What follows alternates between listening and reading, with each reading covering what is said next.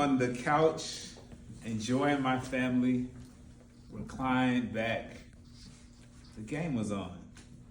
The Heat was winning once again. And all of a sudden, I had a flash forward to the next day. My heart began to beat a little faster. I took a sigh. No, not again. Can I call in sick tomorrow? I just need one more day of the weekend. Good evening, distinguished Toastmasters, fellow Toastmasters. Have you ever been in that state where you just thought to yourself, I'm not looking forward to tomorrow? Now, before you say, no, that's not me, I absolutely love work on Monday morning, I'm energized, I'm ready to go, studies tell us otherwise. Gallup, one of the world's largest researching firms in the world, they said after surveying 1 billion, that's with the B, 1 billion full-time employees, 85% of people are not engaged at work. They are not looking forward to Monday morning. There was another study done similarly to define and to confirm what I just explained, that experience on Sunday evenings when the reality sets in that the weekend is over and I have to go back to work. That's a problem. If 85% of the people that go to work Monday morning don't want to be there, and most of us, even if we want to be there, we have some type of anxiety, some type of preconceived notion about what Monday morning is going to be, it tells us that there's a problem. Now, I didn't come here to just lay problems on you. I came with solutions. So if you're one of the people that may not be looking forward to Monday morning, I want to leave you with 4 things that you can do so that you can enjoy Monday mornings. Number 1 is to get yourself out of the way. Get yourself out of the way. Now, what do I mean by that? Have you ever been shown a picture of a group of people, maybe a Toastmasters picture that we took last week, and you see it flash up? Lucia puts it on social media. It flashes up before your face, and the first person that you recognize in that photo is who? Yourself. Oh, I thank you that you all were so honest. We recognize ourselves because we are automatically wired to be self-conscious, to think about either what's in it for me, how do I look, did I gain a few pounds, I should have used my good side. We automatically have a lot of information flooding us about how well we're doing. But if you want to be impactful and enjoy Monday mornings, one of the best things you can do is to remind yourself it's not about you.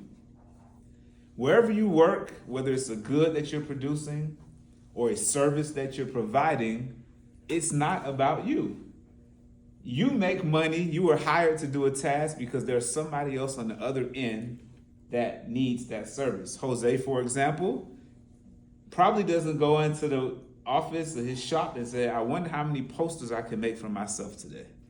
It's always about how can I provide something for someone else. The more that we're conscious of our reason for showing up on Monday morning is not about us, it helps us to have more of an ease as to why we do what we do. That brings me to my second point, and that is to reignite your why.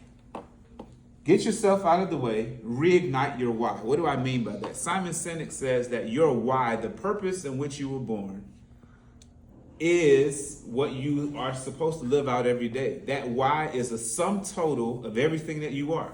Your experiences, where you were born, how you were raised, all of those things put together in a total package represents you. And your job, my job every day, is to find some kind of way to use those tools, the ingredients, to change someone else's life. Think of it this way.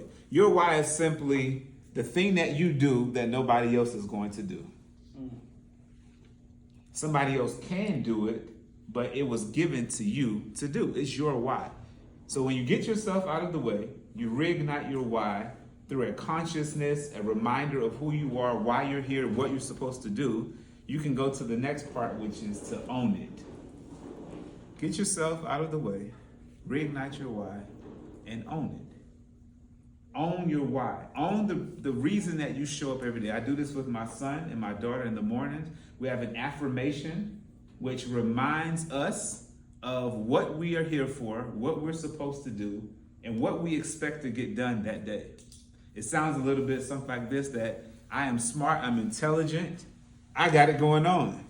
Today I'll give my best in everything that I do. I'm focused, I'm a hard worker, I'm disciplined, diligent, I have grit, and I have courage. Every day, it reminds them that when they step foot out of the car, they're expected to do their best and connect with why they're going to school, which is to become a better student, a better leader. The last one is the part that I like the most, but it's the hardest. And that is to wait while you work. Some of us are put in jobs and positions and turns and twists in our life paths where we don't always like where we are. However, the tools that we are developing at that place in our life are to be used to help thrust us to the next phase of our life. So notice I didn't say that you absolutely love the place where you work. It's about you absolutely loving the reason why you woke up, which is to live out your why. So we put those ingredients together, if you were paying attention, getting yourself out of the way, G. R, reigniting your why. O, owning it. And W, work while you wait. You have the ingredients to grow. It is your job, it is my job to look at Monday mornings, hopefully with a different perspective. That I'm not here just to do something or just to go to a place. I'm here to live out my purpose. Mr. Toastmaster today.